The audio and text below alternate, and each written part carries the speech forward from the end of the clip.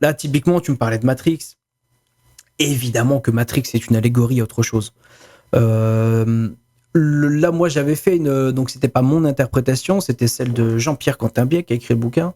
Lui, dans une interprétation maçonnique, parce que tu retrouves effectivement, notamment à un moment donné, Néo qui a le bandeau sur les yeux, comme quand tu fais le passage sous le bandeau en franc-maçonnerie, tu retrouves à la fin l'espèce d'étoile flamboyante maçonnique.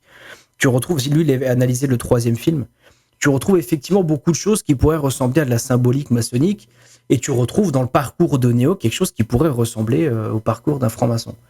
Euh, mais ça, c'est que le troisième film. Quand tu regardes le premier film, le premier film, c'est plus ou moins notre monde, c'est plus ou moins une allégorie de la caverne de Platon aussi, par exemple, tu vois.